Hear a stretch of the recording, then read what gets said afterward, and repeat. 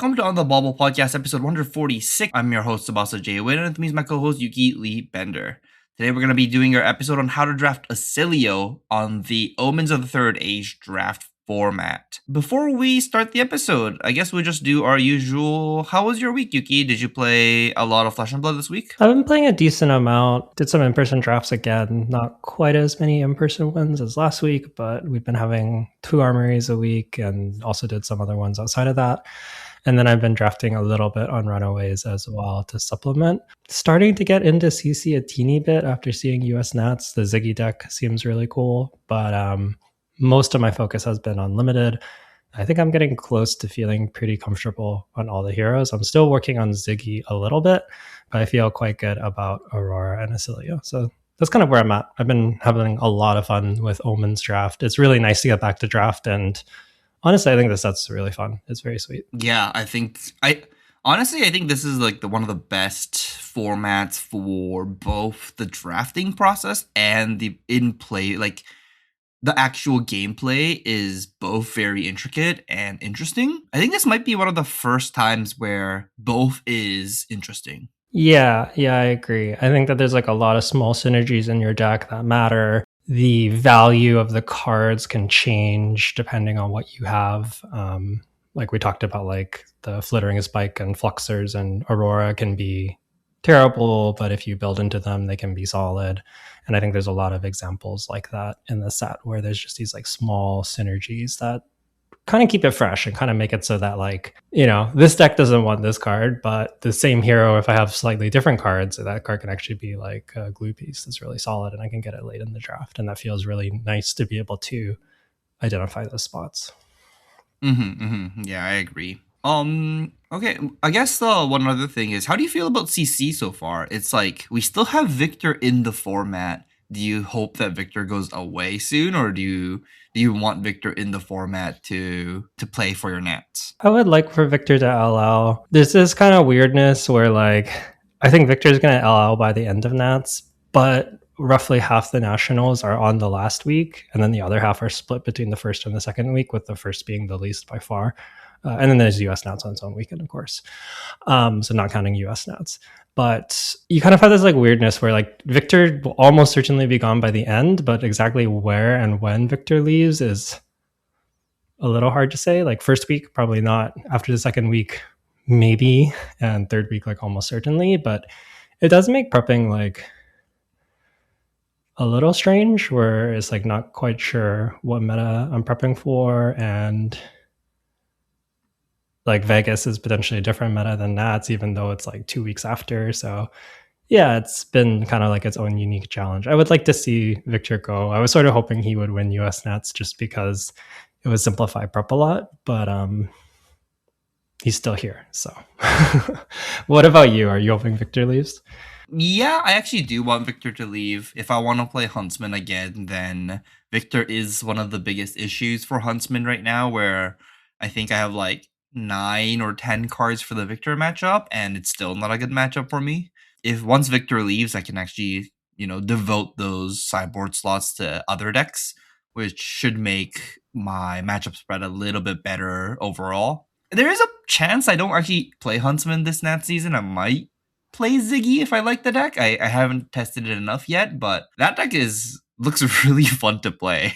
Yeah, I think JBag's Ziggy deck from US Nats is really impressive and honestly also very, very fun. I had sort of been trying out some stuff with Gone in a Flash and like bouncing Gone in a Flash with the auras, but the part I didn't have was the using Refractor in that shell. Like I seen Refractor decks, but I feel like usually people were like Refractor, or they were like Gone in a Flash with Aphrodite. And with Aphrodite, it felt a little inconsistent. You could draw these all instant hands that didn't really do anything, and you didn't have a great way to convert them. And Cosmo really helps with that and gives you, Refractor really helps with that and gives you some really, really impressive math, especially when you have Go Again. But yeah, so I think the way that it kind of combined those two was really impressive, and it makes the deck quite strong, because the other Refractor lists I've seen are kind of like almost doing the Guardian thing, where they just have a bunch of defense reactions, play Refractor, hit you with the aura, and it's like, this is okay, but feels a little bit not strong enough. Hmm. But once you start having like the go again, bounce the gun on a flash, your math becomes like really crazy. Yeah, when they're using Refractor as a 2 cost 5 power weapon that just like a chain under all the time, it's so obnoxiously good. Yeah, yeah, yeah. So enough about CC for now. You want to do a Patreon shout out and then we'll move on into our main topic for today? Yeah, so thank you to all of our patrons who give back to the show. We couldn't be doing what we're doing without you, and we really appreciate all your support. If you want to check us out, you can find us on patreon.com/onthebauble. We have a cracked bauble and holiday bauble tier where you can give back a few dollars a month if you want to support the show. There's also a titanium bauble tier that subscribes you to all of the content that gets released. Most recently, there is a CC Syndra guide for Omens to the Third Age that has how to play the deck, as well as like full matchup notes and sideboard guides. So you can check that out. And more content will be coming soon. And there's also a couple of tiers above that that include a monthly coaching session if that's something that you're interested in. So if you want to check us out, you can find us on patreon.com/onthebauble. And if you're not able to get back to the show, but you're one of our listeners, we also really appreciate you. We've said this a bunch, but meeting people, chatting with them at events, and just knowing that people tune in and listen and get value out of the show is kind of why we do this. And it really means a lot when we get to talk to the fans of the podcast. So yeah, that's the Patreon. If you find yourself buying singles as well in Canada, you can go to invasioncnc.ca and use code YLB5 for 5% off all your singles in the cart.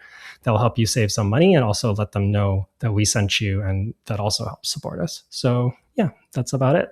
Thanks all our listeners, and thank you to all of our patrons. Yeah, awesome.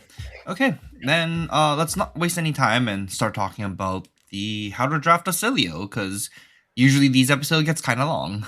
As always, we'll start with the block values on the wizard cards. So for the Oscilio cards, I've grouped the lightning wizard and the generic wizard cards together, but there's 15 rares and 24 commons. So Oscilio has 0 3 blocks at rare. They have 6 2 blocks and they have 9 no blocks, except one of those playsets are going to be Haven Veils. Just prevents arcane damage, and then they'll pop at the beginning of your turn. Out of the 24 commons, 18 of them are 3 blocks, so this is where most of your blocking cards come from, and 6 of them are no blocks. One playset of them will be Cosmic Sutures, which we'll talk about in detail a little bit later. We talked about the lightning and generic cards in the last episode, so if you want like a better discussion of that, you should go back to the How to Draft Aurora episode and listen to that. But as a refresher, basically the lightning generic cards at rare don't block, and at common they also don't block, but there is a defense reaction at common, and there are a couple of 3 blocks at common as well. So outside of those cards, the lightning and generic cards block very poorly in this format. So most of your blocking cards will come from your class cards, as most formats do. Yeah, and I think for Oscilio, defending is pretty important. You do have instance for kind of like quote unquote go again, and you want some of these to turn on your weapon with Volzar. But they're usually less efficient than the non-attack actions that do arcane damage, and those ones generally don't have go again. So you're kind of wanting to do like a spell, maybe an instant, and block with your other cards, and making sure that when you're doing that blocking, you have 3 blocks is really important. Sometimes just being able to block down, play Enyon Surge for 3 or something like this is like a very solid play pattern to have access to in Oscilio. You also want to be able to convert big hands, of course, but yeah, having good block values I think is really important in this hero. Okay, then we'll also talk about the equipments that Oscilio have access to. This is kind of the similar as the section before this. All the equipments that we can play are basically the same except for one, which is going to be Constella Waves. Constella Waves is the lightning wizard equipment at arm slot, and its ability is instant, and you tap your hero and you destroy this to amp 1. This card just amps 1 at instant speed, and it being at instant speed is very, very, very important, right? Yeah, it definitely does matter where it can make your opponents like a little bit less able to block something out. One thing I will say is that all of the spells that have like quote unquote on hit effects require you to tap your hero. So it's never helping you push through on hits, but it can help you kind of push through lightning flows and maybe snipe like a hollow shield or something like this, which makes them pretty strong. I think especially into Ziggy and solid into Oscilio, and then into Aurora, I think the prevention gloves are maybe a little stronger, but you don't really need to or have the opportunity to draft both. I think these are like pretty close to the Astral Sanctuary for me. I think the biggest place where this instant speed tap your hero amp is going to be relevant is against Brush Off. I've definitely had spots where I have Brush Off in hand. I pick up my opponent's Constella Waves and go, wow, I just can't play this Brush Off. I have to Arsenal it here because if they use Constella Waves, I'm taking 5 Arcane. Yeah. Brush off can be a little bit awkward in this format for sure. Yeah, it's Brush Off Red is a card that comes in this matchup, right? Like you probably have to play it if you have it in your sideboard. Yeah. I think probably all the heroes are pretty happy to play Brush Off Red. Into Oscilio, you probably want some like equipment, lightning flows, and other prevention effects to supplement it to help play around the situation. But even so, there are times where you draw the Brush Off, you have one lightning flow, and yeah, they're presenting a potential 5 or something like this. The most awkward one is like they're presenting 4 with the Constella Waves up, and you're just like, I can force this Constella Waves, but then I'm still taking the damage. Yeah, exactly. So yeah, Brush Off is definitely a good card.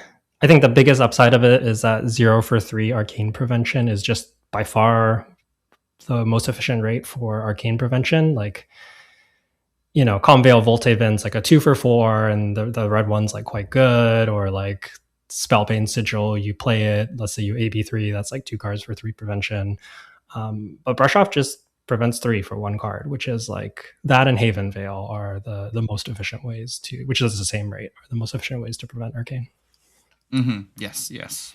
I think Haven Veil is significantly better for maybe some reasons that we'll talk about a little bit later in the episodes too. But Haven Veil, I think, is a very premium anti-Oscilio card in the Oscilio mirror. Yes, yeah, Haven Veil is definitely better than Brush Off, but does have the same like rate of efficiency. Kind of. It just has a lot more flexibility and upside. Yeah. Let's talk about some of the other equipments really quickly. As always, I think the Sanctuary cycle, which is the one where it taps your hero and prevents the next 1 damage for no cost, is the best equipment slot that you can be playing. Any piece is pretty good here, and underneath those will be the Seeker's equipment. You don't want too many of these, but these in Oscilio will pair pretty well with the 2-cost instance. So I think you'll be pretty happy to play a couple of pieces of these Seeker's equipment, mostly because it also pairs kind of well with the Ponder tokens, being able to like look at the top and top deck a red card for your Ponder tokens.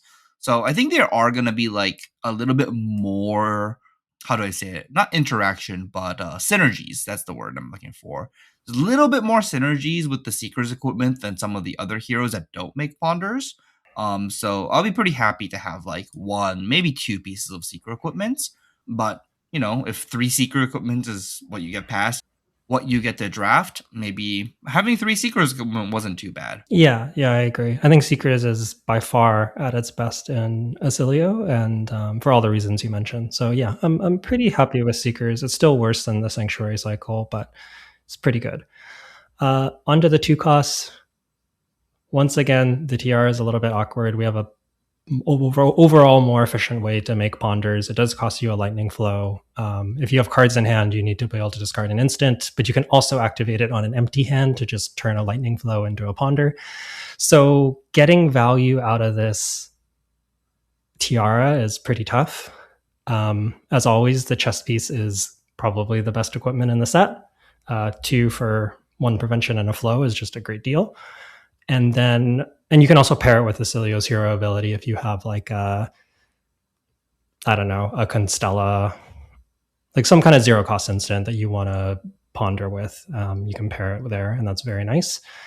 The boots that make the embodiment of lightning, I think, can range from kind of useless to very good. And it really depends if you have some attack actions in your Oscilio deck to pair with it or not. We'll talk about attack actions in Oscilio in a little bit. But yeah, I think if you have a couple premium attacks that don't have go again, being able to have an onboard way to give them go again that sticks around is really good. And if you don't have any attack actions, then it's just pay 2 to prevent 1, which is much worse than Seekers. So yeah, it kind of depends on your deck for that one. I think this might be a another way of thinking about this would be that once you draft a Lace Lightning, you get to draft an attack for free, right? Like that attack will have go again if that's your only attack in your deck. Yeah, yeah. And there are some very, very solid attacks in the format that you can play. And I think you don't want too many attacks. We talked about this a bit in the pre-release that you kind of want to push Arcane, push your opponent's life total down. But having an attack with Go Again is really strong, especially if your opponent boards into like some extra no blocks that prevent arcane damage, and you just sometimes you just attack them and it happens to line up with their prevention effects, and that can be a huge problem for them. They might also play like 2 blocks that help them convert a little bit, like the prevent 1 make a flow card, for example. Like they might sideboard into these instead of some 3 blocks, and if you send a big attack when they happen to draw more of those cards, you can really punish them for this. So having a few attacks in your Oscilio deck can be quite solid. Okay, I think so. Those are the only equipments that exist in this format. I guess we didn't really touch on this last week, but the equipments in this set are kind of sparse, right? Like it's hard to get 4 pieces of equipment in the set. Yeah, there's exactly 1 equipment per pack, which means there's 24 in the pod. If there's 8 players in the pod, that's about 3 equipment on average. I think you really kind of want to make sure, if possible, that you're one of the people getting 3 or at least getting 2. And ideally, you're one of the people getting 4. And then, of course, if somebody drafts 4, that kind of means someone else is going to be missing an equipment somewhere. So that's kind of why you need to draft these pretty highly. And even though they're on the less efficient side, being able to prevent arcane is at such a premium that you just really, really want to have some of these. I think a big thing about this format is just converting your hands in a way that is somewhat efficient, and a lot of the costed equipment really helps with this. That gives you an extra point of prevention, or lets you convert a blue into like a Seekers and the Starfall Robe, and then you get like 2 prevention and a lightning flow out of your blue, and that's like actually a really good raid. And just having the flexibility to do that matters so much in this format. I have a question that I'm not sure that I'm going to be looking up right now, but does foil equipment exist in the draft?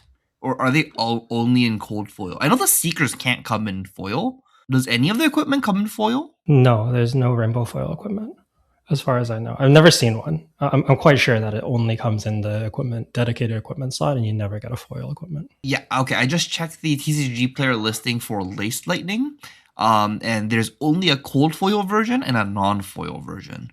So, yeah, you're right. Rainbow foils don't exist for equipments. So there are exactly 24 equipments in every pod. Yeah. So I think you often want to pick these in like kind of your first 3 picks of the pack, honestly, is like usually the range I'm taking it.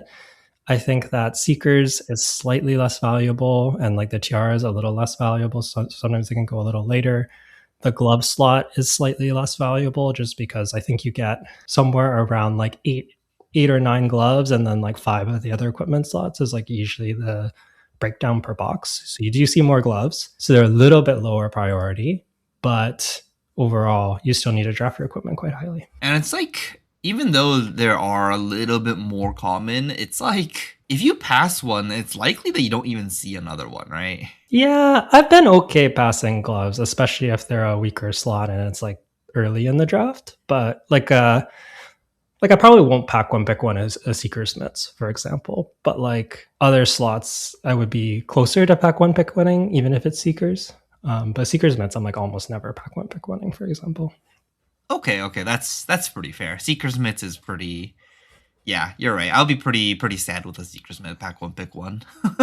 So you still draft them. Don't deprioritize too much. But I think like if there's a slot you can pass and hope to see another one in, it is the glove slot. Okay, that makes sense. Okay, then you want to move on to the key cards for Oscilio. So these are going to be the most powerful cards for Oscilio. These are the cards you're looking to maybe not first pick, but at least close to them. And I think the top card here that we have to talk about will be Core Reaction. Basically, every color of Core Reaction is good. Obviously, the red is like significantly better than the yellow. then the yellow is significantly better than the blue. All the core reaction is just significantly better than everything else. Yeah, so core reaction is at red, it's a 2-cost aura, and at the start of your turn, it breaks, deals 4 arcane, and is an instant. This is a crazy card on turn 0. It also kind of lets you do offensive overlap where you have a bunch of arcane all on one turn, which is arcane's already hard to deal with. And if you do like 10 arcane on a turn, it's just ridiculous. Because it's an instant going to the graveyard, it also turns on Starfall for everything. And 2-cost means if you want to, you can pair it with Oscilio's hero ability to get a ponder token out of it as well. So yeah, 2 for 4 arcane plus turning on Starfall is just incredibly efficient. And honestly, even 2 for 3 and 2 for 2 is still solid at the yellow and blue. So yeah, I think core reaction, definitely one of the most premium things. And something you'll kind of be noticing throughout this is that instants are really important in Oscilio because you want to be getting use out of Volzar. It's basically a free amp 1 anytime you can do it. And then also lots of your spell cards have Starfall. So being able to trigger Starfall in an efficient way is really important. So these instants, while 2 for 4 might seem like not a great rate, when you consider all the other things it does, it's arcane damage, it turns on Starfall, it turns on Volzar, it ends up being a ton of value. Yeah, I think a good way to think about it in this format is that whenever you play an instant, you get to play Volzar, which gives +1. So you can kind of like virtually add 1 to every instant card in your deck, right? Like, yeah. Core reaction red, it says 4, but it's really a 5, right? It's like a 2 for 5 go again is kind of what this card reads. And 2 for 5 go again at red is like very good. Like that's just like good in like any deck in like any format. Yeah, and if it's like a comet collision, you get another +1. If it's a lightning overload, you get a flow, which is a +1. If it's meteoric impact on your turn, you get +2. So you might actually be getting as much as like 6 or 7 value out of this core reaction at instant speed. Plus it's arcane, and arcane has a premium. So yeah, core reaction is just super good. I think core reaction, as well as some of these other cards, are cards I'm willing to pick above probably all of the equipment, honestly, even the Robe of Astral Sanctuary. For me, if I see a red core reaction, that is just like a slam dunk, pack one, pick one. I think this is one of the closest things to a bomb that we have in this set. Yeah, I think this is a bomb actually. Yeah. When your opponent plays a core reaction, it feels like the game's kind of doomed sometimes. Yeah, there's no like Germinate equivalent card, but this is one of the strongest cards in the set. Mm-hmm. Yeah, you're right. Germinate was a bomb. This is not a Germinate. This is a little bit worse. Yeah, right behind this, we have Flashbolt. Once again, the red is the best. The yellows and blues are still very solid, though. Flashbolt is 2 for 3 arcane. It doesn't have the aura typing or the start of your turn. It just goes off right away. So you do 1 less damage with Flashbolt, but you get some advantages in timing where you can use Flashbolt to kill your opponent on their turn, something that comes up in this format a lot and can give you a lot of reach. You can also very comfortably pair this with the costed cards that have Starfall on your own turn. So Flashbolt with Meteoric Impact or Lightning Overload is a much cleaner curve where you can play Flashbolt, spend the 1 on Meteoric Impact and Volzar, and do that all in one turn off of a blue. Whereas Core Reaction kind of requires you to pitch a blue, and then if you're pitching another card on your turn, you might not be able to use the resources. It's a little inefficient.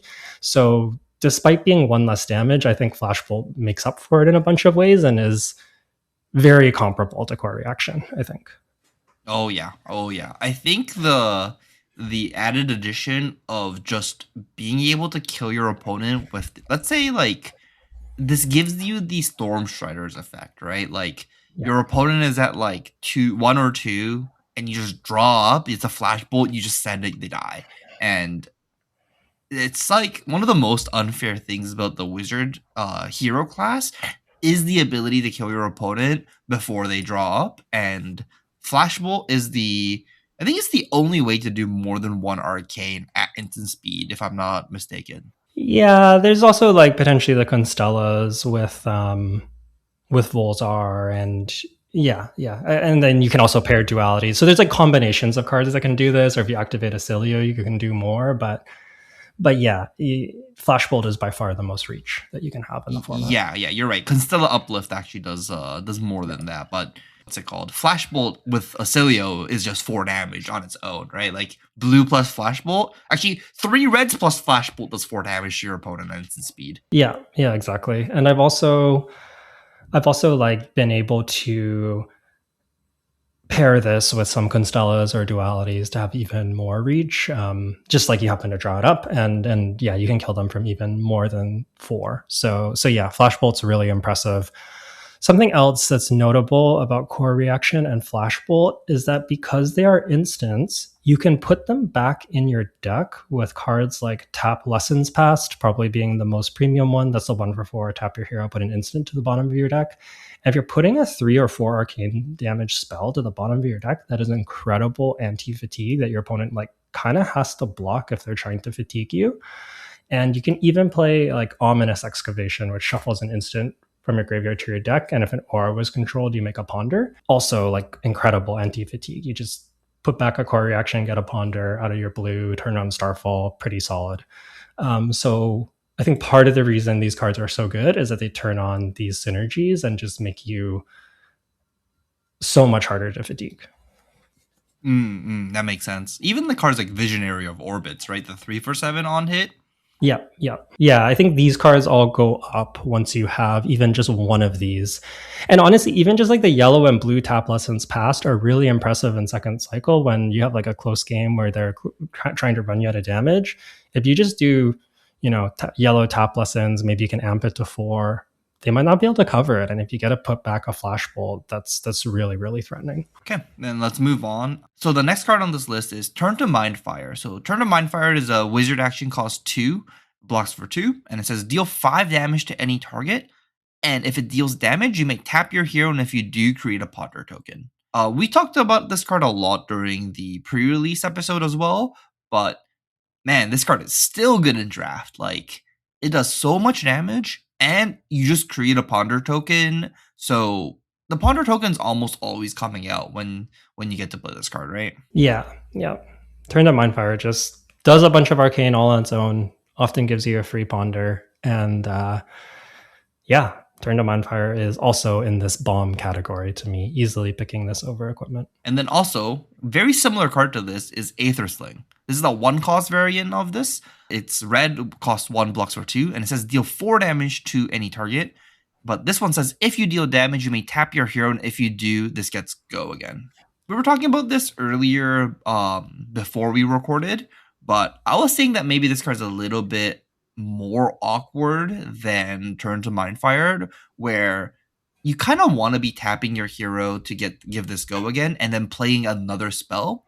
But then if your opponent blocks this hole out, then you can be stranded with that red comic collision or something where you get stranded with that in your hand and you can't convert it, and you might have to IP yourself if your opponent can prevent it with, let's say, like Calm Veil or even like a brush off. But you were saying something very interesting about maybe playing this going first. Do you want to explain to the listeners about that?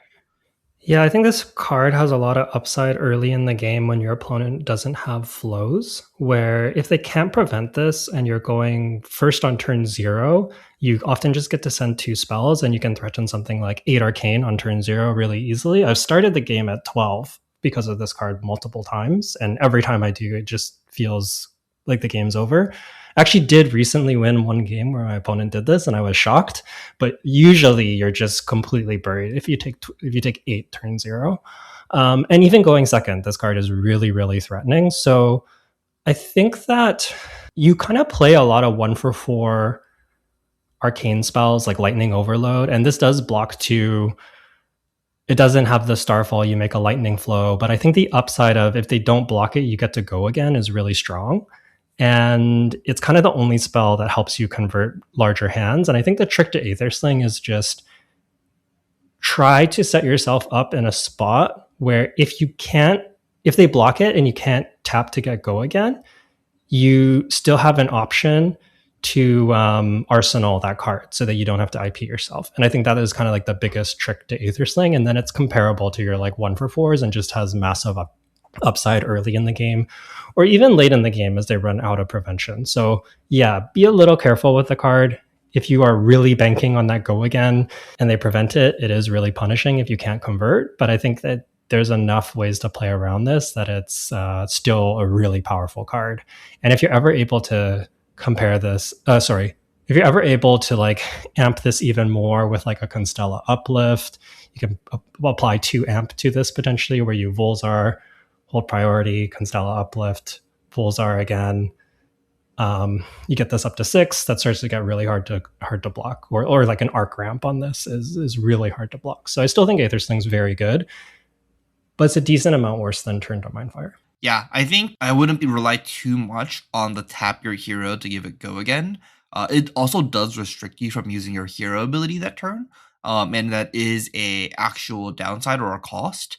So just keep in mind, don't bank on this card hitting, because a lot of the times your opponent is going to be boarding ways to prevent Arcane, and if you plan your whole turn to start with an Aether Sling and you have like 3 cards in your hand, if it doesn't hit, you could just lose the game on the spot. So be careful about that. The other thing about this card that's kind of nice is you have some like hidden information where your opponent doesn't know if you want the go again. I've actually had this come up before where I Aether Sling and like I have a spell that can follow up an arsenal, but my hand is core reaction.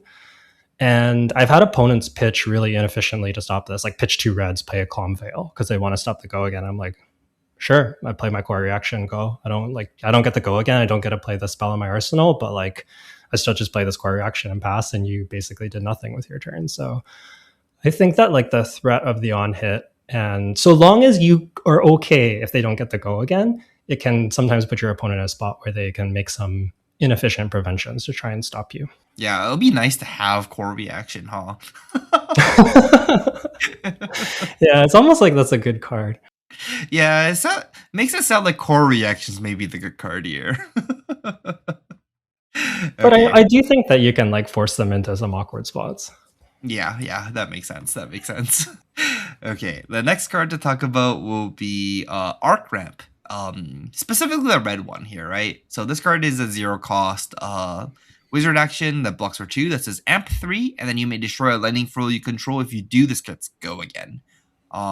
So you sack a lightning flow, you play this, you amp 3. Notably, you don't have to give it go again if you have something like Flash Bolt. Yep. Yeah, it can amp instance, so you don't have to use this effect, but usually you are using this effect. The red one's very good. It just lets you push a lot of arcane all at once, and even though it costs you a flow, 3 go again arcane essentially is really, really tough. And it can push through some of these on hits like Enyon Surge, Aether Sling, Turn to Mindfire, and all of that matters as well.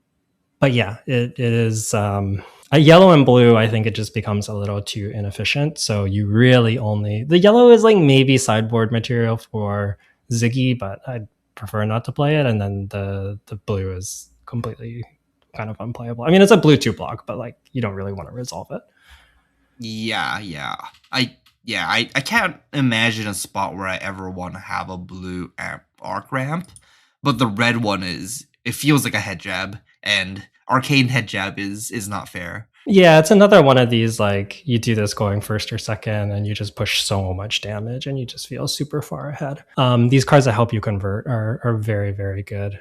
This is getting like close to maybe the Robe of Astral Sanctuary territory for me. I think it's maybe still a little better, but it's getting close. Robe of Astral Sorry, which card are you talking about? Sorry, Starflow Robe, the prevent 2 make a flow. This is like close to that card. I think it's still maybe slightly better back when pick 1, but it's very close, I think. Oh, okay, I see. Like the 2 cost chest equipment. Yes. And then the next card down will be Cosmic Suture. The red one is kind of crazy. It's just good into every single hero in this format. What this one does is it's a 2 cost lightning wizard instant. Doesn't block, and it says prevent the next 4 damage that will be dealt to you this turn.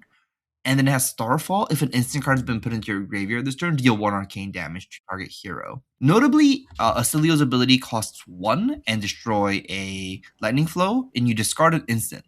Cosmic Suture is an instant and then costs 2. So if you pitch a blue, you activate Oscilio, discard Suture, play the Suture, You get to prevent the next 4 damage, and if you activate Volzar, it does 2 arcane damage to your opponent. So you essentially did a 2 card 6 because 4 prevention plus 2 arcane, and you still have 2 cards left, which you can use to, you know, play more arcane spells on your own turn. Red Shooter is kind of an insane rate card, right? It is. I will mention that I think Suture is one of the like wider ranges on how good the card is. When you're able to when you have the blue on the flow and you can do everything, it's great. It starts to get more awkward if you're not able to turn on Starfall reasonably, or like you ponder this and it goes into your arsenal and then you have to play it as like a 2 for 4 prevention. It's still not bad. It's still serviceable. Like Calm Veil is a 2 for 4 prevention. But yeah, when you get to do everything with this card, it's great. I know that sentiment on this card is a little bit mixed. I think some people are a little lower on it. I think that I probably only want like maybe 2 reds at most. I think having too many can get awkward, but the first copy or two are very, very good. And I personally really enjoy playing with this card. I really like Suture. When it does its thing, it's incredible. And yeah, it's just sometimes it can be a little awkward. So I'll put a bit of an asterisk there. And some people do value Suture a little bit lower, which I don't think I quite agree with, but I see where they're coming from. Okay, okay. I don't know. I think to me, I think Suture is a very high pick, just because Yes. it feels like a mirror breaker to me, Mhm. where this card is just like functional into every matchup. Maybe the worst in against Ziggy because it doesn't actually trigger their fragment, so blocking a big attack with Cosmic Suture kind of feels a little bit worse. But I think in general, being able to convert your hand in the Cilio mirror is really important and is kind of a difficult ask sometimes if you have a lot of 3 block wizard actions. Cosmic Suture just lets you like it's such a clean 4 card conversion, even if it's like, not played with an Oscilio ability. So Yeah, I agree. I still think because it's like so premium in 1/3 of your matchups that I like this card a lot. Yeah, I also like this card. I think you just need to make sure you draft enough blues and try to set this card up. Cosmic Flare notably pairs really well with this card because it turns on the Starfall, so it just gives you a lot of flexibility there. Even if you arsenal it, you can turn on the Starfall for it relatively easily. So yeah, I'm still very high on Cosmic Suture, but I just wanted to mention that it does have sometimes a low floor, and I know some people are a little bit lower on it. And I think that if you are one of those people, that is okay. But I personally really, I'm still very high on Cosmic Suture. I really like this card. Okay, yeah, that makes sense. That makes sense. Okay, then let's move on. The next key card will be Meteoric Impact.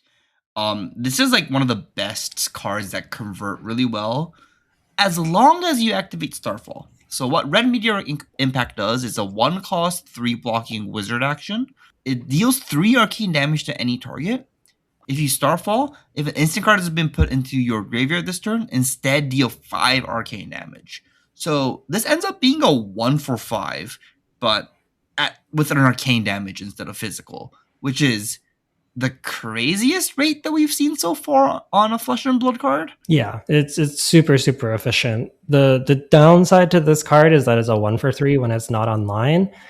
I think there is such a thing as too much Starfall in your deck, especially with Meteoric Impacts. I have been very close to having this, but usually that's like Oscilio is super open and you can draft accordingly. But basically, you need to make sure if you're playing Meteoric Impact that you have good ways to get instants into your graveyard for it that are efficient. Flashbolt, super good. A lot of the Constellas pair really nicely if you activate Oscilio, or even if you potentially don't. The Ponder one is probably the best one if you don't activate Oscilio, and then the other ones are solid if you do. Cosmic Flare can be a way. There's multiple ways, but basically you need instants that get value on your turn in order to play Meteoric Impact, and I think those are the harder instants to come by because they all do something on your opponent's turn, even if they do damage or whatever, but only some of them do something on your turn, I guess. So like only like a subset will work with this card efficiently. Yeah, like Cosmic Suture is not a card that works with this card. Yeah, like you can turn the effect on, but like you don't really want to play a Cosmic Suture for basically just like Volzar and this. It's still like 3 points, but you're doing like a 3 card 6, which is not where you want to be. I was going to talk about this card a little bit later in the episode, but I think I want to talk about it now because this is a spot where it matters probably the most. And that's going to be a card called Chromatic Refinement. This card is not a key card, but it pairs really well with Meteoric Impact. So, what the red variant of this card does is a 0 cost Lightning Instant Aura. And what this card reads is at the beginning of your action phase, you destroy it. Then the next red card you play costs a resource less to play. The first time that card would deal damage this turn, instead it deals that much +1. This is a card that I've been very impressed with recently, to pair with Meteoric Impacts. What this card basically does is that if you play this at the end of your opponent's turn, it cracks and you have a Meteoric Impact. You get to play the Meteoric Impact without pitching for a card, and also activate Volzar, which essentially makes Meteoric Impact deal 6 Arcane and on hit deal 1 more. So it ends up being a 2 card 7 Arcane, which I've been very impressed with. Because this instant aura goes to the graveyard on that turn, it turns on the Starfall, right? Obviously. I've been very impressed with this like 2 card combo, and it's not hard to pull together either. Yeah, I agree. And I think actually all the colors of this combo are good. Basically, like if you have multiple yellow or blue meteoric impacts, I think that you can draft yellow or blue chromatic refinement as well. And you have like a blue 2 card 5, a yellow 2 card 6, and all of that is like super, super solid. I actually think the red one of these is like close to being a key card for me, but maybe just outside of it. I'm not sure. It's just such a good enabler for meteoric impact as well as lightning overload. And honestly, it's just a 2 point instant. Even if you pair it with like a zap, like you pair this with an onion surge, you get amp 1 from Volzar and basically amp 1 from this. And a 2.0 cost instant is actually just very efficient. So I think the red one is actually quite a premium card. And you want to pair it with one of these 1 cost Starfalls ideally. But honestly, pairing this with a Comet Collision or an Onion Surge is totally fine as well. Okay. I was kind of like thinking maybe it was a key card and then decided against it by the end of it. Because like you almost never pick this card first, right? You like kind of like get your 1 cost first and then you look for this card. Well, I would pick this card before the 1 cost. But I probably wouldn't pick this card as a way to get into Oscilio. Okay. But once I'm Oscilio, this is the really high pick. Yeah, I think I agree with you. I think I'll end up once I know I'm in Oscilio, I'm looking for chromatic refinements and the 1 cost reds. And like whichever one I get first, I just pick it up and then get the other one later. Yeah, and I think the floor of it being like a 2 point instant, even if you don't have like the whole combo, is just really good. Or like with Comet Collision, it's a 3 point instant. You don't get the cost reduction, but it's totally fine. Like I think the cost reduction is really nice, and when you get it, it feels incredible. But yeah, if you don't get the cost reduction on this card, I think it's still very good. Let's move on and talk about the Constella cards. So there's 3 different Constella cards. There's one that makes Ponder, there's one that makes Lightning Flow, and there's one that untaps your staff. They all cost 0, they're all yellows, and they're all instants. But they all have the same ability, Starfall. If an instant card has been put into your graveyard this turn, deal 1 arcane damage to target hero. There's 2 of them that's pretty good, right? We have Flow Slide, which makes a Lightning Flow token, and Constella Uplift, which untaps your staff. My favorite actually right now is Constella Uplift more than the one that makes a flow. Like I like untapping the staff. It feels like it does so much damage. A lot of the times you're going to be like mostly against Ziggy struggling to kill your opponent, and just being able to amp 1 more is so valuable to me that I think Constella Uplift I think is better than Flow Slide for me right now. Okay. I definitely like Flow Slide more than Uplift, but I think that they're close. I agree that in general, one offense is better than one defense. What I will say about Constella Uplift is it has the worst floor of them by far. I have had this card just be like Stone Cold, do nothing in some hands. And when it is that, it is very punishing. And I think Flow Side, at least always making a lightning flow, matters a fair bit. So I'm a little higher on flow slide, but these are both pretty high picks, and I ideally have a number of both flow slides and uplifts in my deck. Yeah, yeah, I think I agree. I think I agree. I think I would. How many of these do you want in your deck? Like, I'll be pretty happy if I have like two uplifts, two flow slide. I'll be very happy with my deck. Yeah, somewhere around that. I would even play like 3 flow slide, 2 uplift, something like this. Okay, I okay. think you want, we'll talk about it in the deck outline. I think you want around like 8-ish instants. That means you can turn on Volzar about once per turn on average. I think that's about what you want. And I think if you have too much more than that, you start drawing all instants. This is something that I do like about Cosmic Suture is it lets you play this high instant count, but it still is a card that kind of defends. So that sort of helps offset that. But I think you want around like 1 instant per turn. Okay, that's a good benchmark to hit.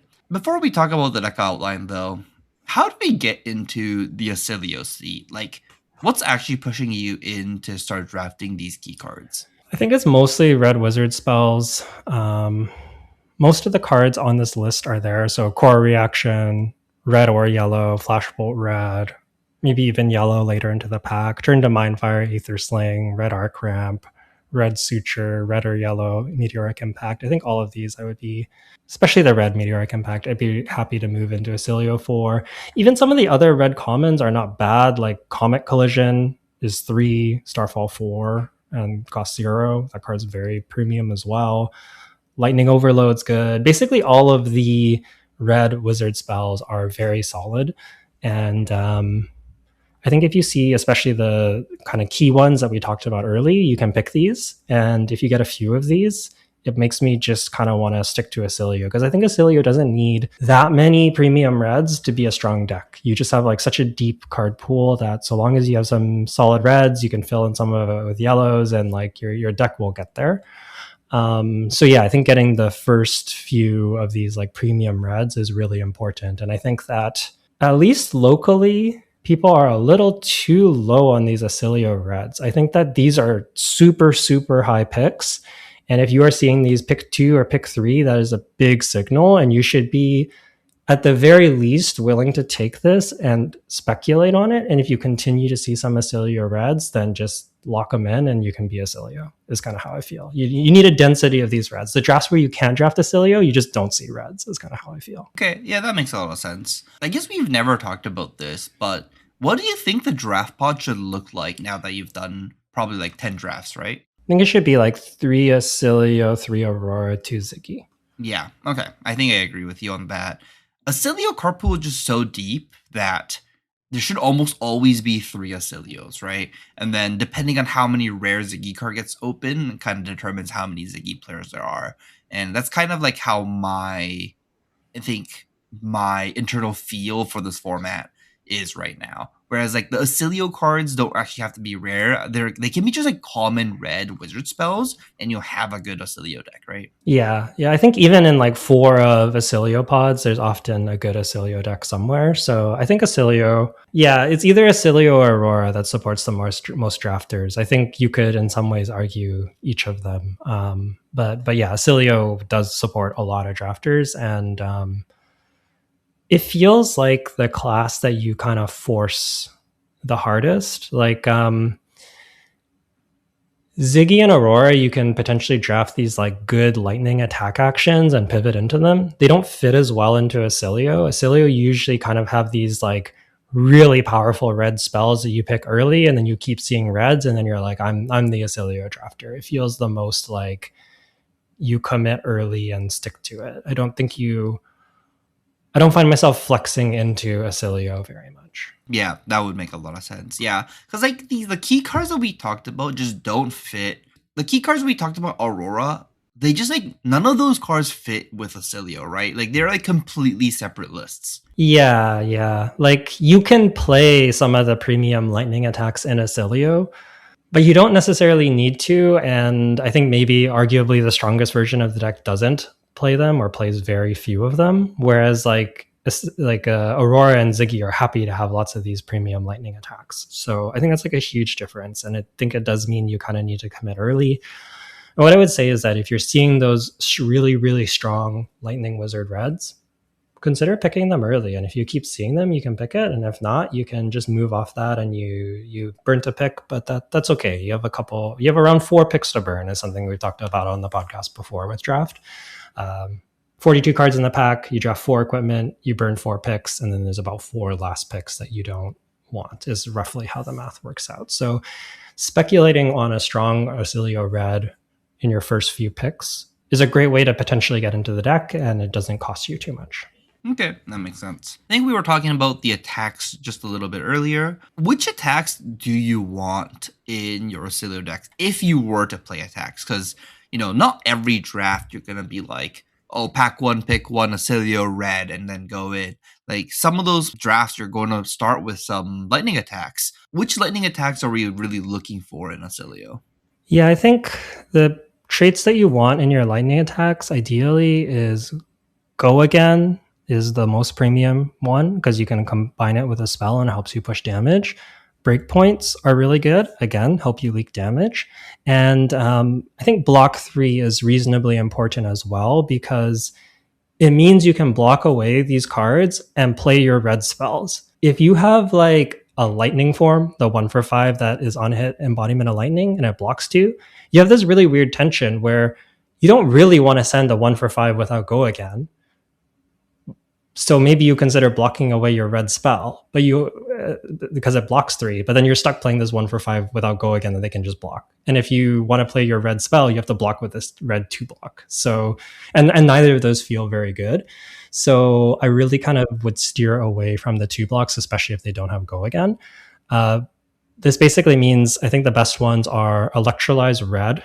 That's the 1 for 4 Go Again, doesn't block.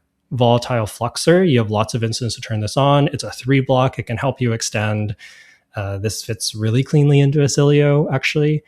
And then Visionary of Orbits, that's the 3 for 7. I think just hitting that breakpoint of 7 and threatening to buy back a instant is quite premium. And I think those are my favorite attack actions in Oscilio. Maybe Flittering Spike is also here, the 1 for 4 that if you play an instant, it gets +2 and on hit lightning flow. I also like that one because it blocks 3. And I guess one other note would be, we talked about Lace Lightning earlier, but if you have a Lace Lightning, you could still play these lightning attacks that block for 2, right? Because essentially you gave them Go Again. Yeah, you can. And I think that kind of puts us into a lot of this. Visionary of Orbits also blocks for 2, but is pretty solid. And then it also includes some of our like second category of cards, which is basically all the rares that get +1 for 1 resource and you can pump them twice. I think all of them are pretty reasonable in Oscilio as like Go Again threats, but you really do want to be able to give them Go Again. Lace Lightning is probably the best way. I've also had some success with Sigil of Lightning or Starlight Road. I don't think that if you told me to build my ideal Oscilio deck, I would have Sigil of Lightning or Starlight Road in the deck. But if you wind up in one of these Oscilio heavy pods, you might find yourself not having enough Oscilio reds and needing to supplement with some attack action cards. And if you have some flittering charges, some of these rares, just like some solid lightning attack actions, being able to give them Go Again is really important. And what I like about Sigil of Lightning and Starlight Road is you can play them on a turn to trigger Starfall on your turn and Volzar. And then the embodiment of lightning just stays on board. So even if you only have like 2 or 3 attack actions, if you have a couple of these Sigil of Lightning or Starlight Roads, you can get the embodiment and it will kind of be there when you need it. And you'll have like one Go Again attack action turn that can be really powerful. You send a Flittering Spike with Go Again into a spell. Maybe you have an instant in there too. You can push a lot of damage. And I think being able to set this up with the embodiment is really good. And for this reason, like Thunderous Retort is a lot less good because you need to line it up with the attack action, whereas the embodiment just stays on board.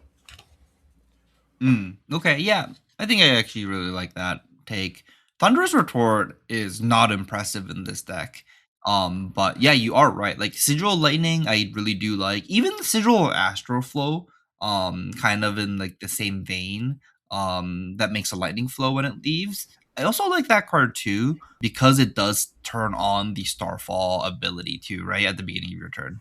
Yeah, you're not like always trying to resolve this card, but it's like, I have a mediocre impact I want to resolve, so I can get the Starfall and the Volzar, and then I'll have my embodiment for my attack action when I draw it, and like all of those things together in something that can also be a blue if you don't want to make that play ends up being pretty okay. It's not like your 10 of 10 Oscilio deck is probably not playing this, but I think understanding how to make use some of the less desirable picks in this format is really important because they're super synergistic. And I think a lot of the times when your hero is more contested, you need to have ways to make use of those lower picks. And to me, this is kind of like one of those ways.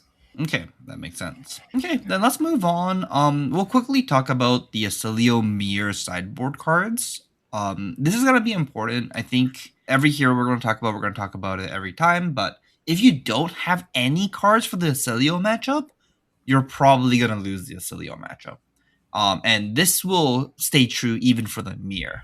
And the number one card to look out for to be able to beat the mirror is Haven Veil. This is the card that we talked about earlier, but it's a 0 cost wizard instant aura, and this is when this enters the arena, prevent the next 3 arcane damage that will be prevent to you this turn.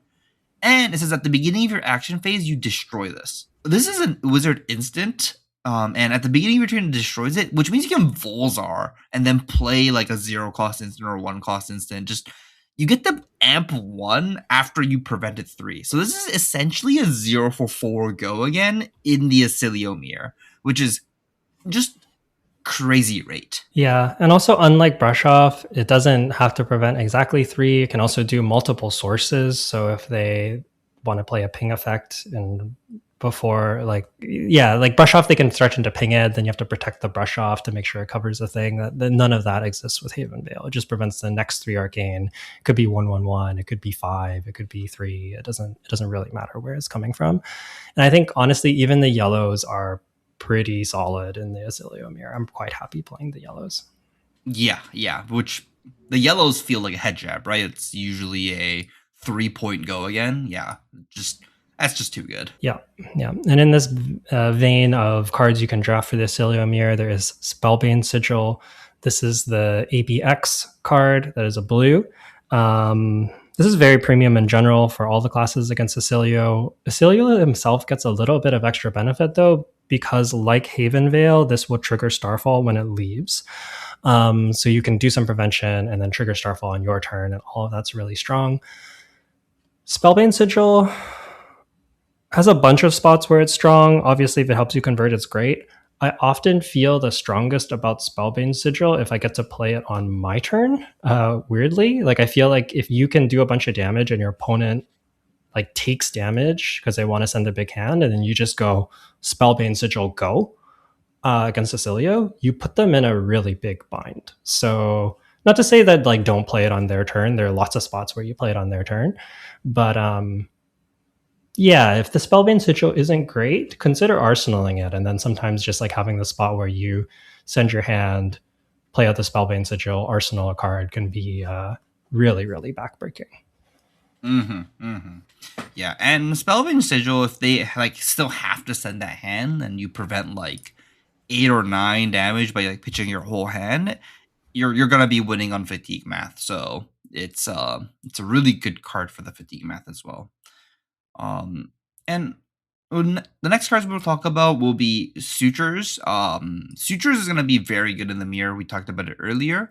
But if you don't have enough Sutures, Calm Veil of Volthaven, which is the one that prevents 3, and if you do, you make a Lightning Flow token. That card's also fine, but you'd rather have basically any color Sutures before the Calm Veil of Volthaven.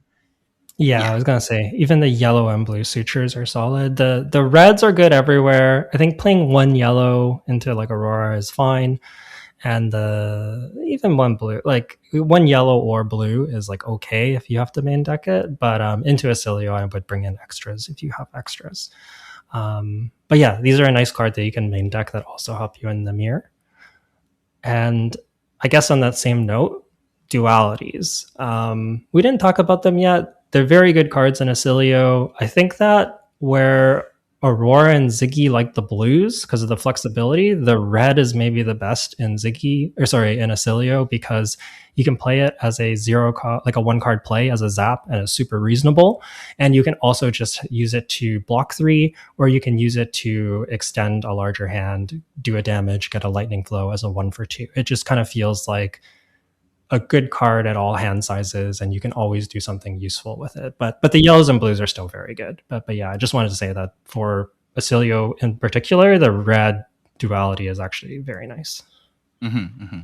And just like you want as many dualities as possible for the mirrors, right? Like it's just good in every matchup because they block for 3, but specifically in the mirror, you are gonna be forced to convert all your hands, and duality is a good way to have it like essentially a go against source. So you do want as many dualities as possible. Yeah. So those are kind of the key cards for the Oscilio mirror. I guess let's go into overrated and underrated cards. For overrated, we're having trouble finding too many. Most of the Oscilio reds are just very good.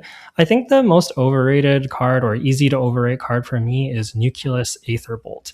This is a 0 for 3 rare that blocks 2. So it's in the end, it has, when it deals damage, you tap your hero, deal 1 arcane damage to any target. This card is in the same cycle as Turn to Mindfire and Aether Sling, and is a rare, so it looks very impressive. The block 2 is a pretty big downside to me, though, and I think when you compare this with the other cards that are also zaps, you start to see why this card isn't that good. Enyon Surge blocks 3, and you can tap your hero for a Lightning Flow, which is still essentially the same rate. Maybe 1 damage is slightly preferable, but block 3, I think, easily makes up for it. Duality is a 0 for 3 with a modal effect, and Comet Collision is a 0 for 3 that can just be a 0 for 4 if you Starfall, and it blocks 3. So I think of your zaps, this is actually on the weaker end despite being a rare. So I'm not very high on Nucleus Aetherbolt. That doesn't mean I won't play it. It's still a red wizard spell. I just think that this is a card to be like, wow, it's like a 0 for 4. And if you compare it to the other zaps, it's actually just not that impressive. Yeah, that makes a lot of sense. The thing that I don't like about this card is it kind of gives your opponent the option to prevent 3 to prevent 1 more, right? Like it kind of feels like it gives your opponent like prevention ability the extra ability to like prevent 1 more damage if you don't have a way to like amp it at instant speed, or do anything else with your untapped hero. Yeah, I agree. I think that the effect is overall just not that powerful, and you have commons that block for 3 and have comparable effects. So I just don't think that this is all that high of a pick. It's still fine. It's still a red wizard spell. If you need red wizard spells, I would pick up this red wizard spell. But yeah, I think it's easy to overrate this card a little bit. And then onto underrated cards. We talked about chromatic refinements. I think the reds are very good. A lot of people get this combo, but the yellows and blues I think are a little underrated, where if you have the meteoric impacts to pair with them, I would pick up a yellow or a blue chromatic refinement, and that's still a really solid play. I think yellow chromatic refinement still kind of basically generates the same amount of value as the red one, right? It just doesn't pair with a red one. Yeah. And I wouldn't go out of my way to draft this, but this is a card you can get with like 3 cards left in the pack. And if you have 2 yellow meteoric impacts, it's like, yeah, I'll put this in my deck. That's great. You kind of need enough density of these yellow Starfall spells, but you can usually get them. And again, this is a way to kind of like make use of the less desirable cards in the draft. Then next, we'll talk about Star World Warning. This is the one that makes 2 Lightning Flow tokens. Obviously good in the mirror, but this card is also good into other matchups too, right? Because so many of your cards can cost 1, in Oscilio you have a lot of trouble using your resources every turn. And if you pitch a blue, it's very easy to play a 1 cost instant into a 1 cost Starfall card. And Star World Waning generates kind of a lot of value for a 1 cost lightning instant. Yeah, it's just at least 2 value, depending on how you value the flows, and can be a little bit more. And that's great. It's also one of these like instants you can play on your turn to get value, which are the harder ones to get. I think I'm super happy playing one of these. It just feels like I have a ton of flow. I can easily spend it for my hero ability or spell void, or it just gives you a lot of flexibility if you have one of these in your deck while turning on a lot of your synergies. I guess there's also the 1 for 2 life gain that is a very similar card to this. I think it's a little weaker. I'd rather have the lightning flows, but very similar card, and I think also similarly underrated. I think one thing that I really like about these one cost instants is that on your turn you can activate Oscilio, discard, let's say, Star World Waning using a flow, play the warning. You'll get 2 flows back. Activate Volzar, swing a one cost, let's say like Meteoric Impact, and then you have a Ponder, so you get to draw an Arsenal as well. So like you can kind of like convert your one floating resource into a Ponder token if you want the Ponder. That 3-card combo being that efficient, ending up with the Ponder token, I do really like the one cost instance for that reason. Yeah, I also like that. And you have some flexibility where I've also been in spots where I actually want that lightning flow for the damage prevention. But I get some flexibility to maybe pitch a yellow to the bottom of my deck to have a bit of threat density, and then I can play my hand off of a yellow. So I think having the option to do the ponder if you want it is great, and also just being able to do like a 2 resource play gives you a lot of flexibility. I think a lot of these decks in this format end up kind of like 10 of red, yellow, blue. Maybe not exactly, but like you have a lot more combination of red, yellow, and blue in this set than in other sets. And I think that having plays that work off both yellows and blues is really nice. Okay, let's move on. And you put down Cosmic Flare. This is the 0-cost instant that makes 3 resources. How do you play this card? So this card turns on Starfall. Well, this is basically a blue that turns on Starfall, and you also have the upside of arsenaling it. You aren't discarding this card to Oscilio because you'd have to pitch another card, and maybe there's a line that works here, but I have not had this come up for me. But I do really like this card. I think that if you have lots of costed cards with Starfall, this gets better, and I would play anywhere from 0 to 2 depending on the deck. Cosmic Suture in particular pairs really well with this, where if you like ponder a Cosmic Suture or need to arsenal it, if you have a Cosmic Flare, it will turn on the Starfall, pay for it, and even leave you with a resource floating to maybe sink into a Seeker's Equipment or something like this. So it's very good with Suture. And honestly, even if you want to do something like play a Meteoric Impact, you play this, play your Meteoric Impact, it turns on Starfall, turns on Volzar. That's a 2-card 6 Arcane, and that is, outside of Chromatic Refinement, one of the most efficient ways to play this card on a 2-card hand.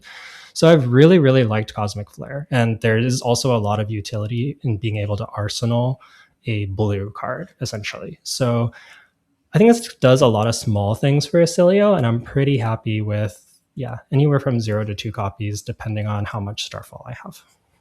Okay. Yeah, that makes sense. I think I haven't really had an opportunity to play Cosmic Flare yet, but I am going to start looking for ways to draft it and put it into my deck. It's kind of like a nice like mid-pack pickup that is like a synergy blue piece, and some decks want it more than others. Okay, that makes sense. And then on the underrated, I wrote like maybe attacks. I feel like some people avoid attacks in Oscilio like it's a plague or something, but I feel like it's not that bad. I think the red attacks are still fine, mostly like the 3-for-7, the 2-for-5s that like if you break the lightning flow it gets +2. Like you can still play these cards, mostly like the breakpoint ones that we talked about earlier, and they're gonna be fine, right? Like Glide Through Starlight Red is still like a fine pickup, mostly in like going towards the end of the pack, and you're looking for some more playables. I think you should be picking up these like red 1-for-5s as well, even if they don't like perfectly fit in your deck or it's not ideal. Yeah, I would say like don't seek these cards out, but especially if you're light on threats, start thinking about ways to incorporate these into your decks. And yeah, the breakpoints and 3 blocks are the best ones because they let you block and play your spells or let you push damage with breakpoints, but or go again. But yeah, learning to fit these in and learning how to build an Oscilio deck that has to play some attack actions I think is really important for the hero because sure, I would love to play the, like 13 red Oscilio deck that's playing all spells and has a bunch of premium rares, and I'll blow people up with that deck. But you don't always get to draft that deck, and knowing how to off ramp is really important. I think attack actions are a big part of that. Mm-hmm, mm-hmm. Okay, then let's move on to our deck outline. Um, I think the most important part about this deck outline is make sure you have Oscilio Wizard Reds, right? Like that's kind of where you start, and that is gonna be how powerful your deck is. Um, we roll 9 to 10 reds at a minimum. In brackets, offensive. The defensive reds probably don't count towards this, such as like your defense reactions or like a Haven Veil doesn't count towards this.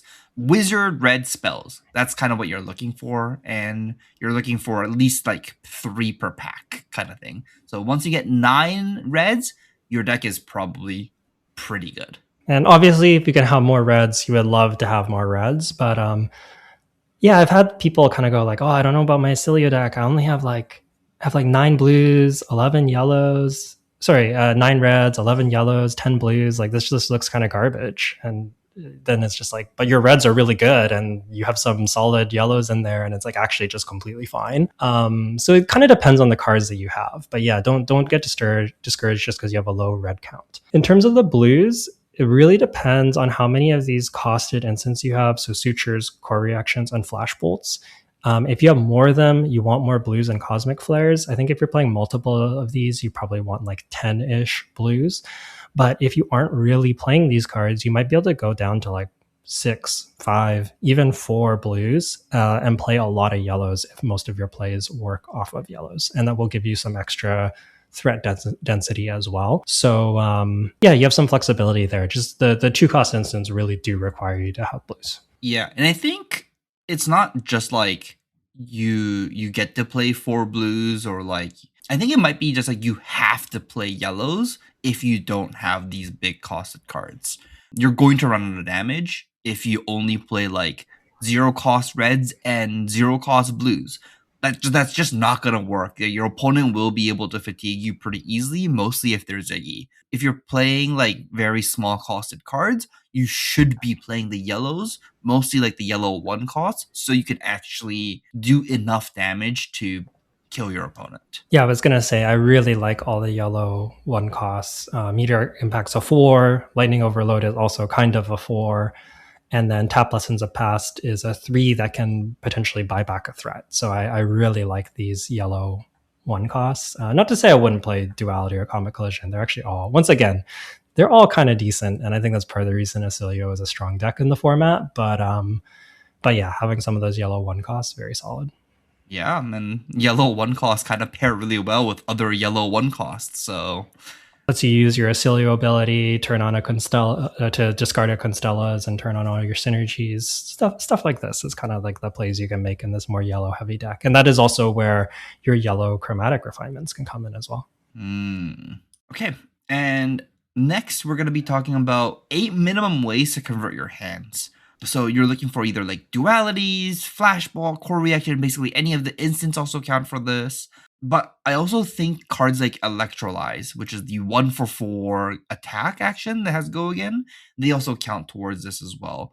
But you really, really need ways to be able to convert your hands if your opponent doesn't give you a chance to block. This is mainly for the Oscilio mirror, but some other heroes may choose to just con bail you, set up an aura, pass, and then ask you to convert 4 cards. And if you cannot, that would be a very easy way for you to lose that game on the spot.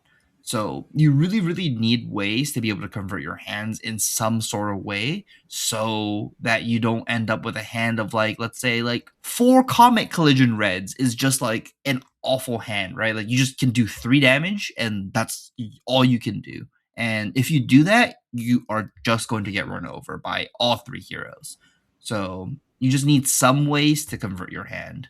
And it doesn't really matter what that rate is, you just need to be able to do it. Yeah, I agree. And I think that I might even put this number a little higher ideally. Like I think you want minimum 8, but I think you might realistically want somewhere more in like the 12 range to do this. And then this is because I think you kind of really want to have around 8 instants so you can get that Volzar value roughly every turn on your Starfall synergies. And if you're doing this, these are all ways to convert your hands. And I think ideally you have these plus some cards like Dualities, Electrolyze, Volatile Fluxer, cards like this. So I think like around 8 of those can be instants, and then ideally you have a few ways to supplement as well. And I think that in general, in this format, decks that are able to convert hands of all sizes are really, really powerful. It's just between getting stuck with arcane or having on hits and forcing people to block out, or sometimes people take setup turns, there's just like all kinds of reasons that you just like won't necessarily always be able to block as much as you want in this format, and having hand flexibility just feels really, really important, especially into Oscilio, but honestly it comes up in all of the matchups to some degree. Sorry, the last bullet point here is the less attacks are better. So we're talking kind of like here and there about what kind of attacks you want to play, and you want to play some attacks. But I think overall, you just still don't want attacks. The all arcane spell decks are significantly better, mostly because if you play too many attacks and your opponent kind of like recognizes this, they can fatigue you because your weapon, your cards do less damage than your opponent's cards in the other classes. So like everyone can kind of fatigue you if they have the right cards and if your cards don't do enough damage. Yeah.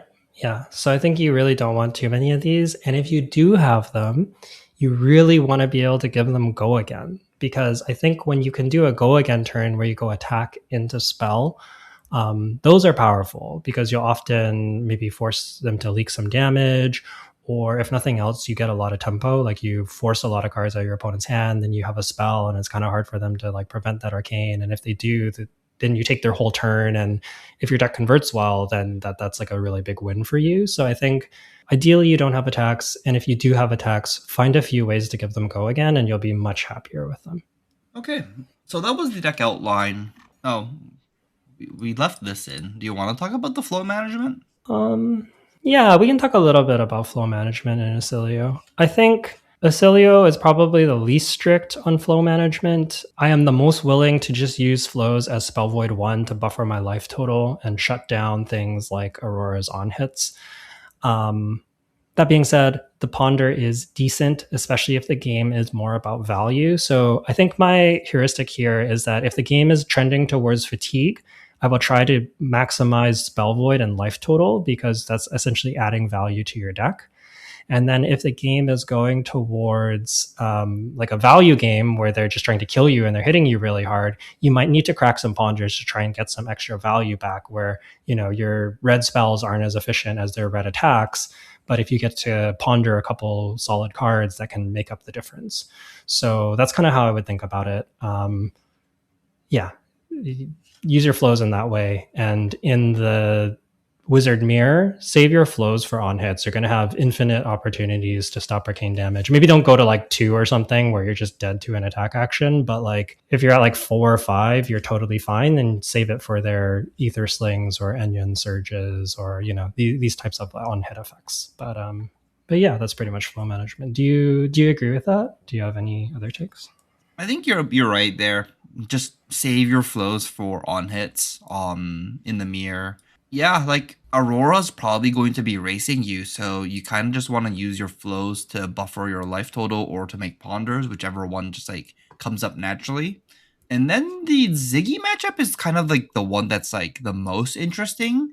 I've had a Ziggy game where like they just didn't throw any arcane and I just had like a bunch of flows left and I ended up fatiguing. So not exactly sure how much if the game is trending towards fatigue, like if they're also not doing arcane, like how do we convert these flows is kind of a question that I have right now. Yeah, I would say the big thing to be aware of is how many of the Starfall instance you have. So I think that's basically the Constella cards. Into Ziggy, you're the most likely to convert your flow into a discard just to get the one arcane ping because they're trying to fatigue you. And that's something you can look to do a lot in that matchup. Whereas, like, into Aurora, I think I'd rather have the flow so I can either crack it for a ponder or stop an on hit and buffer my life total that way. Whereas, yeah, the Ziggy's kind of the opposite. You would convert it into damage more often. So, yeah, be aware of how many of those you have left in your deck and what your life totals are at. And there are spots where I will just AB so that I don't have to block as much later, or spell void so I don't have to block as much later, and that can help you out a lot. But also be willing to use it to turn on your synergies and get a little extra damage out of your turn. Okay, then finally, let's do our matchups for each hero. We kind of talked about the Oscilio hero a bunch already, but let's go over the other two for sure. So I guess before we talk about the exact matchups, we always ask this question: do you want to go first or second? And you're playing Oscilio, you win the die roll. Which one are you choosing? I think I'm choosing first in the mirror and into Ziggy because just sending the arcane turn 0 is really solid, and getting ahead in that race in that way in the mirror is really good. And then against Ziggy, they can set up ward turn 0 and you can set up arcane, and they're not that good at punishing you by going second. But into Aurora, I still want to go second just to deny them going second. I think denying the aggro deck second is the way to go there. Yeah, one, because in this format or just in general, Aurora has like a really good way of converting all 4 cards. They're going to just like keep putting pressure on you every single turn. And also, like, when you go second, you don't always get to convert all 4 cards in your hand. And when you don't, you feel very behind. Yeah, if you go second and you just go 3 arcane, it's like, oh, Yeah, you're probably losing that game. not where you want to be. There also are ways you can get ahead going first sometimes, especially if you have those premium instants that we were talking about. Generally be careful not to play them until like after they've committed some cards to like pitching or attacking you or something like this. But yeah, you can definitely consider like trying to sneak out a core reaction even if it costs you a little bit of life, and that is huge. Okay, then let's talk about the Ziggy matchup first, I guess. I think Ziggy might be one of the hardest matchup for Oscilio, just because Ziggy has the most natural ways to block arcane damage with all of their ward cards. Yes, the block value isn't like super efficient because most of it is like ward 1 or ward 2, but it is a way to prevent the damage that you are sending. Yeah, Ziggy definitely has a lot of this, and in particular, they can get cards like Hollow Shield, which aren't necessarily the highest picks, but they can get them and it will prevent 4. It costs them a flow, so maybe you consider preventing 3, but that's a lot, and that really adds up over the course of the game, especially if they start having multiple of these. So yeah, be very careful about this, and since you know that is going to go towards fatigue, use your life total as a resource. Don't be afraid to take some damage. If you get too low too quickly, you can sort of get forced into a blocking pattern, and that's not good either. But I would say, as much as possible, try to preserve your red threats in deck, and then you're more okay to block with some of your like less damaging spells, and you kind of want to do that. And if you're closer to running out of cards, you need to preserve them more, and if your life total is getting low but you have lots of threats, then you can block more willingly. But just be aware of your threats in deck against Ziggy. I think a good way to think about it is like Ziggy has a lot of these like 2-costed fragment attacks that attacks for 7. I think putting 2 cards to block these is not that great for you. If you just put 1 card and block for 5 and like leak some damage, that's probably going to like serve you better for both like the fatigue endgame and to like try and convert your hand to walk them down with you is going to be usually better for you. So like the way you end up fatiguing is like your opponent attacks you for 7, you block with 3 blocks on it and cover it up, and you keep on doing this, and you're gonna end up with you're gonna end up at the end of the game being like, oh, I'm gonna be like 4 damage short, 3 damage short to kill my opponent. Yeah, I agree with that. It's not like a hard and fast rule. You're always going to have to assess in the moment what the game is about, if it's about damage or fatigue. But yeah, be careful to not do this too much. And I think that's a good general tip. There will, of course, be times where blocking is correct, though. So just be aware of that and look out for that. Another point that we have here is that you should be careful about their instant speed wards and try to not overcommit to a win if it's not lethal. Like if you have no better option, it's fine. But if you discard your whole hand to like do a bunch of dualities and what's it called? Like Flashbolt. a yeah, sure, a flashbolt or a constella or something like this, and you're just doing like they're at 5, you're doing sorry, maybe they're at like 3, you're doing like 4 arcane, but you just like lose if they have some prevention. You should be very, very weary of this, especially if you could just go to your turn and present substantially more arcane. That is often better for you. Yeah. And like just because they have like only a card in their arsenal, it does mean that they can still like they still have ward from arsenal like for zero cost, right? Even if it's only ward 1, like those exist in this format and there are actually a lot of them in Ziggy. So just be careful is kind of what I have to say. Yeah, and brush off is also a card to be aware of. So just yeah, I agree. Be careful. Another tip that I have for Ziggy that's not necessarily unique to Ziggy, but I think it comes up the most here, is if you're in a spot where it's your turn and you're able to present lethal and you have multiple ways to present lethal, like maybe you have dualities and some incidents and stuff like this, you should always present the non-attack first and make them react to you and show you that they can cover it up, because you can then respond to their prevention effects. And if you've amped with Volzar and that's already resolved, the amp will actually transfer to the instance that you play afterwards or to the duality that you respond with.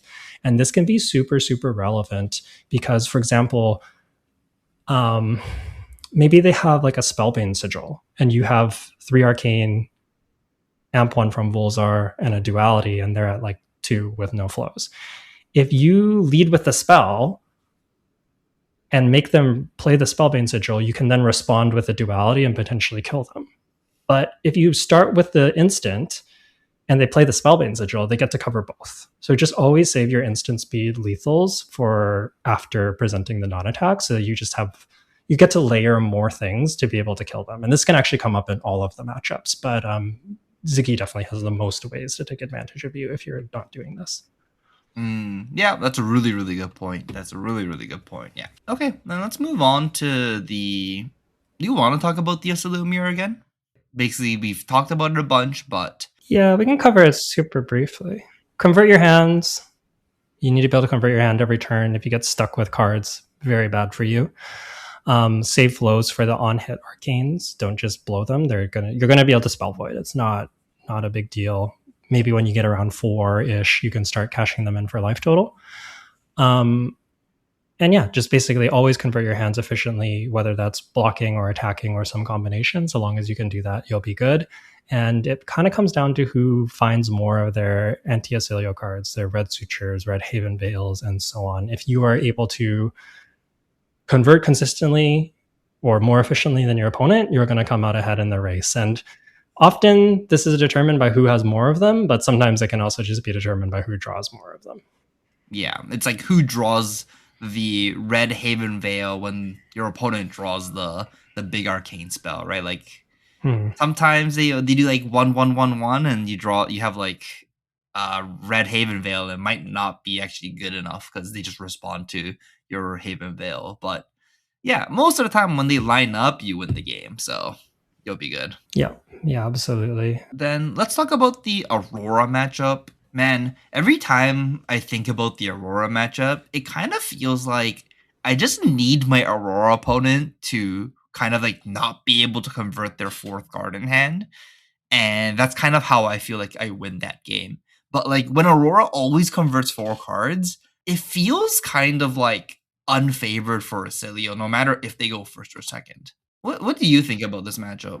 I think it can really go both ways. I do think it comes down to how well the Aurora can convert. I think also depending how good of a start you have can really affect things. Like if you have a weak start, it can really feel this way. But if you're able to like go second, convert your full hand. Like maybe you have like a premium instant in that hand or something, and then you get to do like a big spell, arsenal, or red. Those games feel really good for Oscilio. So I think the quality of your going second turn is really important, and the better your deck is at converting big hands, the easier time you'll have into Aurora, because you kind of want to get a little bit of a life buffer, I think, at the like after your going second turn is done, or if you're going first, you need a life buffer is kind of what it feels like. And if you're able to get that, you can usually kind of squeeze out a win. But if you're not and they just keep converting, it feels like you usually fatigue by damage or just die. Yeah. That's kind of how it feels like. It's like once they put you into that blocking pattern, you're kind of dead, right? Like they present like a bunch of like weird breakpoints, and you start using 2 cards to cover one card that they play. You're in hell now. So you kind of just like need to keep tempo and just hope that if they have tempo, that they lose tempo somewhere. I definitely agree with that. I think other notes for this is look for spots to stop Scorpio with prevention, whether that's like equipment or floating a prevention from a cosmic suture. All these things are really important. If you can stop Scorpio, that's huge value. And also look to see if you can deny Aurora on lightning flows. I think that this is one of the ways that you can get ahead in this matchup is if you just keep you kind of get to threaten her life total, and if you get to deny her flows as much as possible and kind of starve her on that, she kind of is in the spot of like she needs to go again, so she's using all her flows for go again, so she has less life total to threaten you, and if she ever runs out of go again, you pretty much win the game on the spot. So I think that stopping things like the singeing flow stride, if you can efficiently or reasonably efficiently, is really, really important. So especially if they're like already, like maybe they're down to 0 flow and you're able to deny that 1 flow, it can be worth taking a slightly inefficient line to do that. And I think that's something to look out for when you're playing against Aurora. You say this, but then man, singeing flow stride is a 1 for 4 go again, 1 arcane. How do we block this, right? Like I think suture and equipment is really, really good for this. So you can like cosmic suture, stop the arcane, put a 3 block in front, stop the breakpoint, and then you have prevention floating. Oh, okay. Yeah, cosmic suture. Man, cosmic suture is so good here. Yeah, I think suture is really, really strong into this card. And I know we're talking about Oscilio, but from the Aurora side, something I don't know if we fully covered. If you have the choice between sending an attack that doesn't have go again or sending Scorpio and arsenaling that attack, I think you should just send the attack because it's just more damage and you tend to get gated on action points. And this idea of like always converting is really important. So I think that like, even though like, yeah, you could arsenal the 0 for 4 and send the Scorpio, and that's like better value traditionally, I think just often like converting that, especially if it's like a true 0 for 4 that doesn't have quick strike, just converting that right away is usually a lot more pressure on the Oscilio and the way to go. Yeah, I think that makes a lot of sense. And mostly if you like ask your opponent to block on the first attack too, then you definitely should just send pure damage. If your opponent's trying to keep a bunch of cards in their hand, it's also like a good time to try and like force them to block. So yeah, just like keep sending the cards every time they block with like a yellow or a red like arcane spell card. You've essentially gained some life that way, so then you can do it again. And the more times you can just like attack and the more turns you get, the better it is for you, the Aurora player. So vice versa, the Oscilio just wants to blow up Aurora before, Aurora can keep doing the thing that they want to do. Yeah, definitely agree with that. I also think this is the matchup where I like attack action cards the best. I think having a couple of these big attack action cards can be really solid because Aurora is often boarding in a couple extra pieces to prevent damage.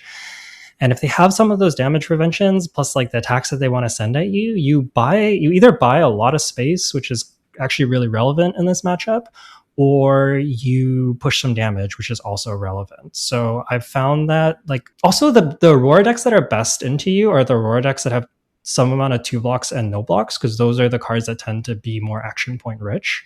And there's not that many 3 blocks that have true go again. So I think the attack actions are actually really, really strong into Aurora. Like having a few of them is like really, really, really big. Yeah. Yeah, that's actually a good point. I feel like every time I played Oscilio into Aurora, the most common complaint is, wow, you attacked me on the turn I had Calm Veil. Right? Like, that's just like an awful feeling for Aurora. Is like, you have Calm Veil in hand and like a way to give go again and attack. And you're just like, your opponent attacks you with a 1 for 5, and you're just like, wow, what do I do with this hand now? Like, do I even use the Calm Veil? Do I like save it for an arcane damage later? Do I like stop attacking, will block with the card, Arsenal, Calm Veil, IP pass? Like, there's like so many bad options for Aurora once you attack them, even for 5, right? Like, yeah, you're so right. Like, when they side in these like Calm Veils and these like Sigil of man, I don't even know what that card is called anymore. Sigil of Astroflow. Sigil Astroflow, Sigil Bane, Spellbane Sigil, even Thunderous Retort. Yeah, like all these cards just don't block. Yeah, and sometimes they even do things like side out a blue 3 block for a blue glide through Starlight, and that card blocks too. And I've definitely had spots on both sides where you just send 7 and the Aurora's like, I guess I got a block, but I block with two blocks, take 3, and you took 2 cards out of my hand, and that's just like a really good exchange for you. So I think you don't always have the option, but if you're able to board in like a couple flittering spikes in the matchup, for example, that is really, really strong. It just kind of demands cards from her, and if it doesn't, you chunk her for a lot of damage. So yeah, I think this is a spot where attacks are at their best for sure. Okay, that is interesting. That is very interesting. Okay, so that was kind of like the 3 matchup notes that we kind of wanted to talk about. Let's wrap it up here. Is there any final notes about Oscilio, or like final tips about Oscilio you want to talk about? I think we've covered everything. What I will say is that I think Oscilio is really, really strong in this format. And I know that locally, at least, I feel like some people are a little bit like nervous to draft the wizard or whatever. And I would just say that if you're somebody who's like not comfortable drafting Oscilio, give it a shot. Try the things that we were talking about out, and try getting that arcane deck together. I think that is by far the easier one to build and play. And I think you'll find that it's really not that complicated. Oscilio is really strong, does a powerful thing, and you just kind of get to like play your good spells and make your opponent try to answer it. And I think that that's really strong. You kind of get to circumvent the usual attacking and blocking patterns, and that is very, very powerful, especially in Flesh and Blood Limited. So yeah, don't be afraid of playing Oscilio if it's a deck that you are comfortable with, is I guess what I would say. Yeah, I totally agree.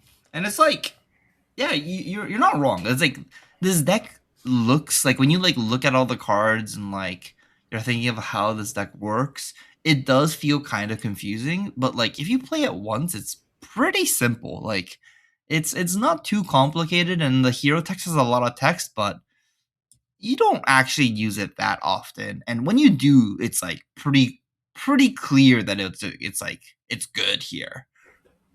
Yeah, and I think it's also the type of hero ability that's really good at giving you feedback when you use it poorly. Like sometimes you use it in a spot and you get a bad ponder, and then you go, oh, next turn I really wish I had the lightning flow, and then you get a lot of feedback. So not that will help you with the very first time, but I think you can learn it really, really quickly, honestly. I think the deck is fairly intuitive, and I think that it's actually maybe on the easier side of decks to play in the format. So yeah, just don't be intimidated. He's super strong, and don't be afraid to speculate on strong Oscilio reds early. That's kind of how you get into the deck. And if you give up a Pack 1, Pick 2 or something, not a big deal. Okay, and let's wrap it up here and call it a day. Yeah. All right. Thank you all for listening. If you want to get in touch with us, you can find us on social media. Jay is at UedaJ on Twitter. I'm at Yuki Bender on Twitter and Blue Sky.